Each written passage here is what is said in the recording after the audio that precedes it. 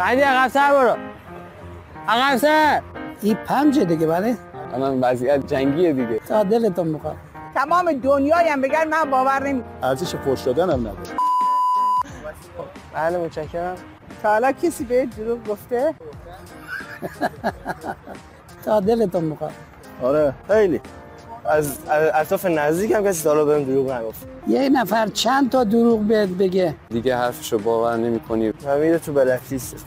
دروغ اول بگه دیگه مشکوک میشه آدم. خب یه دروغ هم بگه کافیه دیگه. با دروغ گفتن خب خودشو خراب میکنه دیگه. دومی و سومی بگه دیگه تمامه دیگه. خط قرمزه همه خیلی از آدماست. اطمینانم ازش سر میشه کلا. یه نفر 3573 بار دروغ گفت. ولی دیگه قابل بخشش نیست. یه شورش در آورده دیگه. اونو باید با تیر بزنی دیگه. من اونو به عنوان یک چوپان دروغگو میشناسم. خب این از چند تا جد قبل منم دروغ گفته دیگه این تو بلکلیست الان دیگه. این دیگه به این قابل اعتماد نیست دیگه. هیچ چیز دیگه قابل بخشش نیست. اعتماد نمیشه کرد. باید بیخیالش شی کلا. کی؟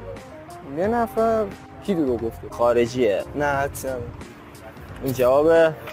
او که میدونم الان کی دروغ گفت. قمارباز هم هست دیگه. قمار هم جای دروغه. همونا همین شخص تو ذهنم بود ولی خب گفتم یک راهنمایی بکنم بهتره. طبق آمار رسمی فکت چک و واشنگتن پست ترامپ طی دوران ریاست جمهوریش 573 بار ادعای دروغ یا گمراه کننده مطرح کرد.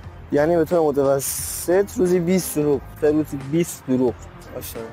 رکورد زده. این مشخصه دیگه همه چیش. این 20 بار که برای ترامپ چیزی نیستش که طبیعیه بابا. یعنی با فرض اینکه بگیم 4 ساعت در روز میخوابه ساعت یک دروغ میگه. مثلا با دوش خط بکشی.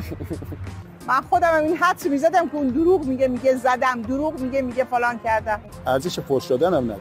ترامپ دیروز گفته اسرائیل قصد حمله به ایران را ندارد. آتش بس تا ابد برقرار است. برای ایران آرزوی برکت میکنه. همش دروغ خالص.